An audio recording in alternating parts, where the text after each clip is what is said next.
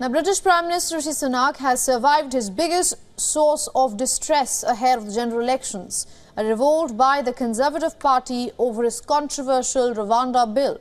Sunak hopes that the new policy will boost his 2024 bid and help him fulfill his Stop the Boats pledge. But victory is still a step away, as the legislation could still be held up by the House of Lords. Here's a report.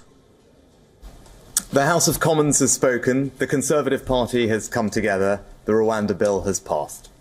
It's now time for the Lords to pass this bill too. This is an urgent national priority. There is now only one question.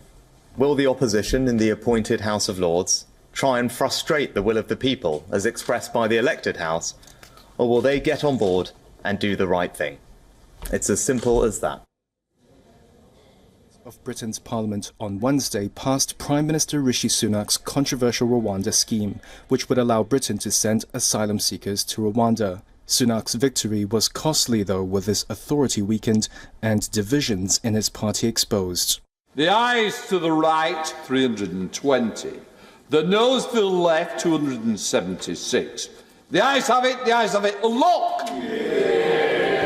In a nutshell, the bill aims to override a decision by the UK Supreme Court in November that declares it unlawful to send asylum seekers to the East African country.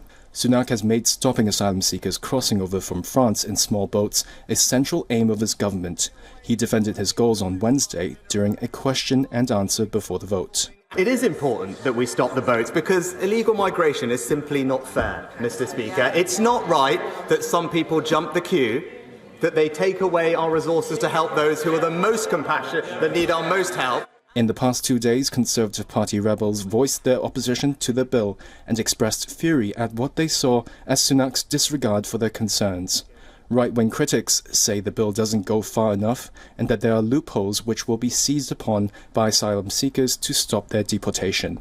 Britain's former immigration chief, Robert Jenrick. We have to get people out of the country within days, not months. And the operational plan behind this bill foresees that people will take months to be removed from the country. So what will happen is that our detained capacity will be filled, people will then be bailed to hotels, they will then abscond and never be seen again. In the end, only 11 of Tuesday's almost 60 rebels voted against the bill. Some worried that if they did not back it, they could inadvertently collapse the government. Yvette Cooper, Shadow Home Secretary from the opposition Labour Party, spoke after the vote. Former Tory cabinet ministers, deputy chairs from all sides queuing up to tell us it's a bad bill, it won't work, it won't protect our borders, it won't comply with international law, it's fatally flawed. The only thing the Tories all seem to agree on is that the scheme is failing, the law won't solve it, and the Prime Minister is failing too, and they know it.